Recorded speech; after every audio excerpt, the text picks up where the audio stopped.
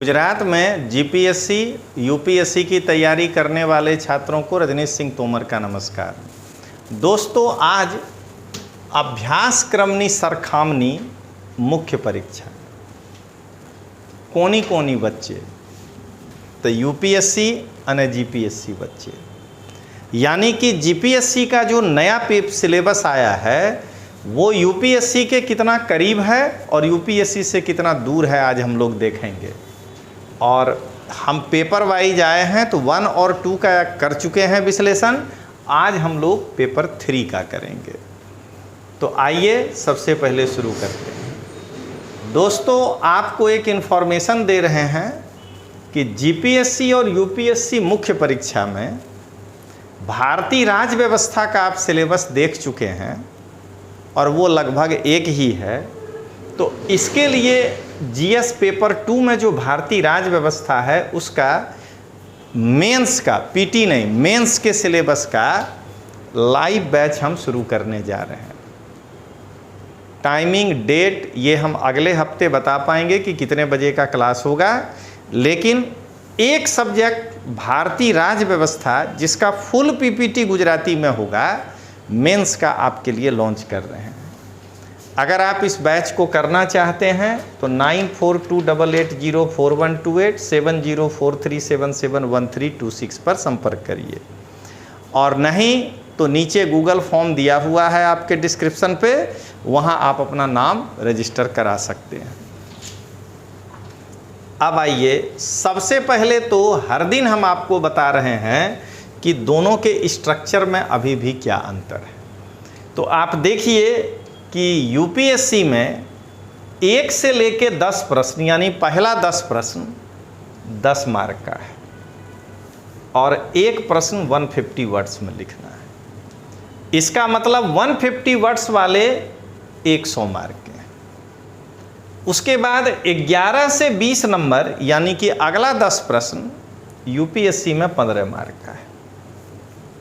250 word में आपको लिखना है, यानी 150 मार्क का क्वेश्चन 250 वर्ड का है। अगर देखा जाए तो 20 प्रश्न आपको यूपीएससी में पूछेगा, और अगर इसको यहां से गुना करिए तो 4000 शब्द आपको 3 घंटे में लिखने हैं और 250 आपका मार्क हुआ। अब जरा इसको जीपीएससी के पैटर्न पे तुलना करिए तो यहां 10 प्रश्न 15 मार्क का आएगा, जिसको 150 शब्द में आपको लिखना है, यानी 150 शब्द वाला 150 मार्क का है, यूपीएससी में 100 मार्क का है। अगला 5 क्वेश्चन 20 मार्क का होगा, 200 शब्द में लिखना है, यानी कि 100 मार्क का होगा।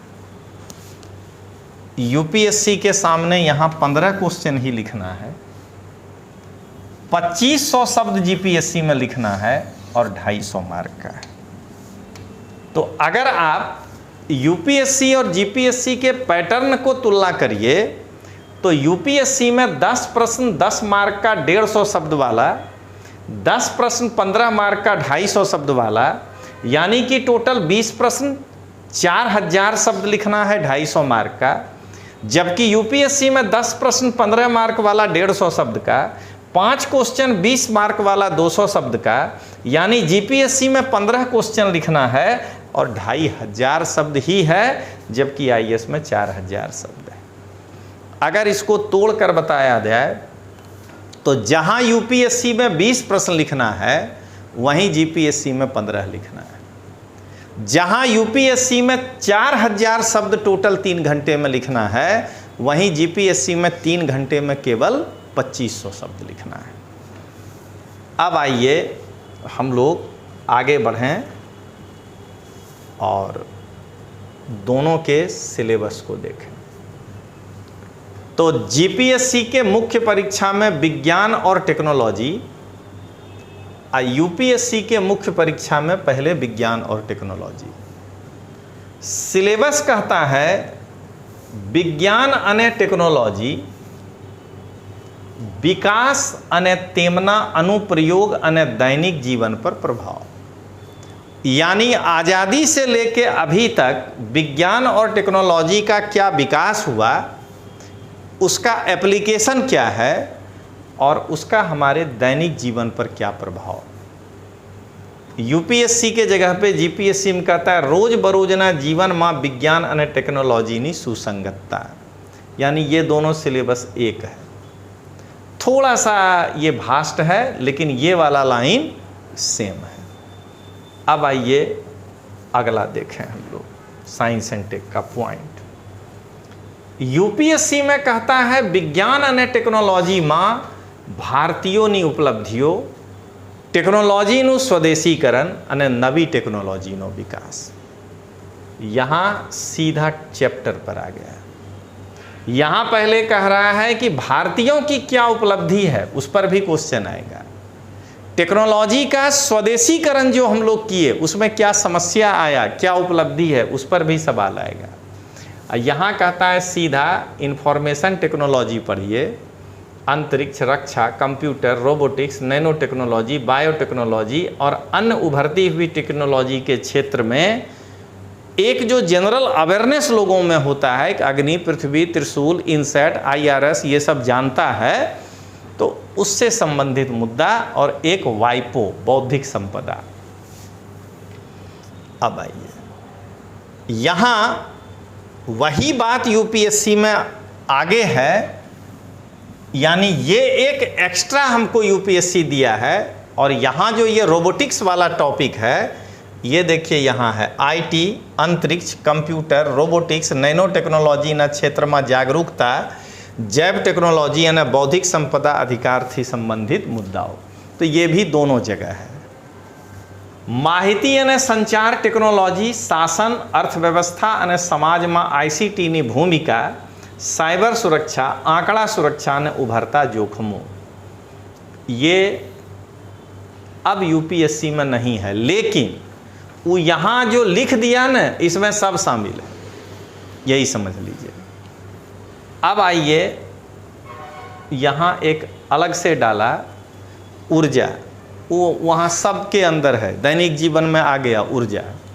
तो ऊर्जा ने स्थिरता, भारत ने ऊर्जा जरूरियात, सोर्स ने दक्षता उपाय, नवीकरणीय ऊर्जा, टेक्निक ने तेमना प्रभाव, भारत ना परमाणु ऊर्जा कार्यक्रम और अंतर्राष्ट्रीय प्रतिबद्धता, यानी अंतर्राष्ट्रीय सौर ऊर्जा जो हम गठबंधन बनाए हैं वो वाला क्वेश्चन। अब आइए पर्यावरण में दोनों तरफ क्या क्या है। यूपीएससी कहता है पर्यावरण, उसके साथ उसका संरक्षण, यानी संरक्षण के लिए कौन कौन से उपाय वैश्विक उठाए गए हैं और देश में उठाए गए। पर्यावरण प्रदूषण और अवनति, पर्यावरण प्रभाव आकलन। यहाँ कहता है कि पर्यावरण थी संबंधित मुद्दा और चिंताओं। जीपीएससी में क्या चिंता, तो प्रदूषण, ये देखिए एक ही चीज़ है। आबो हवा परिवर्तन, अवनति जो है ना, ये इससे आबो हवा परिवर्तन होगा। वैश्विक तापन, वो भी वहीं से है। अब पर्यावरणीय प्रभाव आकलन, एकदम एक ही चीज़ जो है दोनों के सिलेबस में दिया हुआ है। अब आइए यूपीएससी संरक्षण का मतलब सब हो गया पर्यावरण के लिए। यूपीएससी में क्या है, थोड़ा लिखता है, ज़्यादा समझना है, और जीपीएससी थोड़ा ज़्यादा लिख देता है कि अब पर्यावरण से रिलेटेड अंतर्राष्ट्रीय पहल, संधि, प्रोटोकॉल, भारत की प्रतिबद्धता, बायोटेक्नोलॉजी, बायोडाइवर्सिटी, भारत और गुजरात में जंगल और वन्य प्राणी, इतना एक्स्ट्रा हमको देखना है। अब आइए, अगर आप एनसीईआरटी को अपना बेस बनाना चाहते हैं तो विश्वास लर्निंग ऐप डाउनलोड करिए, और वहाँ ये एनसीईआरटी का कोर्स है। इसमें इतिहास 6 से 12, भूगोल 6 से 12, संविधान 6 से 12, विज्ञान 6 से 10, अर्थव्यवस्था 9 से 12, कला संस्कृति 11-12 एनसीईआरटी का धोरण बता रहे हैं, और समाजशास्त्र 11-12 का कोर्स है। इसमें 850 वीडियो है और ये 950 घंटे का है। मात्र 3999 में 1 साल का कोर्स है। विश्वास लर्निंग ऐप डाउनलोड करके आप इस कोर्स को पढ़ के अपने को मजबूत कर सकते हैं। अब आइए आपदा व्यवस्थापन। या आफत व्यवस्थापन जो कहिए। तो यूपीएससी कहता है आपदा अने आपदा व्यवस्थापन, बस इतना में सब कुछ आ गया, कैसे करिएगा। आज जीपीएससी थोड़ा क्लियर कर रहा है कि भारत अने गुजरात में आपदा व्यवस्थापन में क्या क्या किया गया है। जैसे आपदा का प्रकार, तो पहले प्रकार में क्या है, तो लैंडस्लाइडिंग, सुनामी, चक्रवात, ये सब प्रकार हो गया। आपदा व्यवस्थापन का फ्रेमवर्क, तो उसके व्यवस्थापन के लिए क्या क्या सरकार के पास फ्रेमवर्क है, टेक्नोलॉजी का इसमें क्या भूमिका है, कम्युनिटी भागीदारी का इसमें क्या भूमिका है, इसका पड़कार क्या है, और धारणीय विकास, इन चीज़ों के बारे में। अब आइए आर्थिक विकास। देखिए यूपीएससी के इकोनॉमिक्स का टॉपिक है आर्थिक विकास, और जीपीएससी के इकोनॉमिक्स का टॉपिक है भारत ने गुजरात नी अर्थव्यवस्था। लेकिन अंदर पढ़िएगा तो एक ही है, भारतीय अर्थव्यवस्था अने योजना संसाधनों नु इकट्ठू थवू। भारतीय अर्थव्यवस्था अने नियोजन, वो योजना को नियोजन समझिएगा। आज़ादी पछी भारतीय अर्थव्यवस्था नो विकास, ये तो 10वां का एनसीईआरटी का टॉपिक है। प्रमुख नीति परिवर्तन, आर्थिक नियोजन अने तेनो विकास, नीति आयोग नी भूमिका, और ये जो देख रहे हैं उदारीकरण का प्रभाव, ये भी एनसीईआरटी में है। औद्योगिक नीति में क्या परिवर्तन हुआ और औद्योगिक विकास पर उस नीति का क्या प्रभाव पड़ा। देखिए ये जो टॉपिक है, इसके बाद ये टॉपिक नहीं है इधर। जाहिर नाना अने बजट, बजट से रिलेटेड है, जीपीयूपीएससी में नीचे है, अभी आएगा।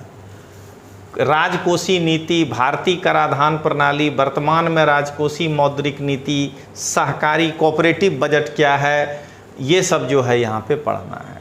अब आइए देख लीजिए, वहाँ इतना लिखा था, एक्चुअली यूपीएससी में खाली सरकारी बजट लिख दिया, सब आ गया। समावेशी विकास ने मुद्दा पड़कारो, देख लीजिए, समावेशी विकास ने तेना थी उत्पन्न मुद्दाओं, दोनों में एक ही है।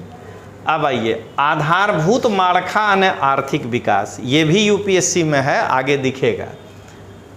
आर्थिक विकास में आधारभूत संरचना की भूमिका, तो आधारभूत संरचना क्या है, ऊर्जा, बंदरगाह, रास्ता, हवाई अड्डा, रेलवे, ये सब। और आधारभूत संरचना में पीपीपी मॉडल, सरकार और प्राइवेट के बीच मॉडल। देखिए अभी आगे आएगा ये, क्योंकि यूपीएससी में अंतिमवा टॉपिक। ई वाला पार्ट देखिए दोनों में लगभग बराबर है। इधर कहता है प्रमुख पाक यूपीएससी में, देश ना विभिन्न भागों में पाक पैटर्न, ये देखिए मुख्य पाक, पाक प्रतिरूपण पैटर्न का गुजराती, सिंचाई ना विभिन्न प्रकार अने सिंचाई प्रणाली, देखिए सिंचाई एक ही शब्द लिखा, संग्रहण, परिवहन, खेत पैदाश ना विपणन, ये जो है भूमि सुधार, ये इसके बाद का यहाँ दिया है चैप्टर, अभी आएगा आगे। भारत में खाद्य प्रसंस्करण अभी आगे आएगा। आपको समझना है कि इतने में यहाँ सब कुछ है और इसमें सब क्लियर किया कि खेत पैदाश का विपणन क्या होगा, मुद्दा, संबंधित बाधा और खेडूतों की सहायता में ई टेक्नोलॉजी। ये तो आप 2 महीना पहले का योजना कुरुक्षेत्र देख लीजिए, सीधा टॉपिक था। अब आइए प्रत्यक्ष अने अप्रत्यक्ष खेती सब्सिडी, न्यूनतम समर्थन मूल्य से मुद्दा और जाहिर वितरण प्रणाली, यानी कि सरकार के कंट्रोल से जो आप सामान खरीदते हैं वो, इसका उद्देश्य क्या है, कार्य प्रणाली कैसे है, इसका सीमा क्या है, सुधार कैसे करेंगे, बफर स्टॉक कैसे है, खाद्य सुरक्षा का मुद्दा, ये देखिए वो यहाँ पर था खाद्य सुरक्षा का मुद्दा। बस खाली आगे पीछे है, बाकी एक ही सिलेबस है, पशुपालन का अर्थशास्त्र। अब देखिए यहाँ पर जीपीएससी में पहले दे दिया है खाद्य प्रसंस्करण अने तेना संबद्ध। यूपीएससी के सिलेबस में क्या है कि ये यहाँ पर है, भारत में खाद्य प्रसंस्करण अने संबंधित उद्योग, कार्यक्षेत्र अने महत्व स्थान, अपस्ट्रीम अने डाउनस्ट्रीम जरूरियात आइए लीजिए भारत में भूमि सुधार। अब आइए देख लीजिए, जीपीएससी में शुरू में था अर्थव्यवस्था पर उदारीकरणનો प्रभाव, औद्योगिक नीति में परिवर्तन અને તેના विकास पर प्रभाव, ये वहाँ फर्स्ट चैप्टर था। अब आइए आधारभूत मालखू सेकंड में था, ऊर्जा, बंदरगाह, रास्ता, हवाई अड्डा, रेलवे। एकमात्र ये निवेश मॉडल जो पढ़ना है ये यूपीएससी में ज़्यादा है। अब यहाँ के बाद आज आपको पेपर 3 में जो नया सिलेबस था वो तुलना करके बता दिए। कुल मिला के सारांश क्या निकला, तो जीपीएससी के पेपर 3 में साइंस टेक, पर्यावरण, आपदा और क्या कहते हैं इकोनॉमिक्स, यही था। चलिए तो फिर मिलते हैं।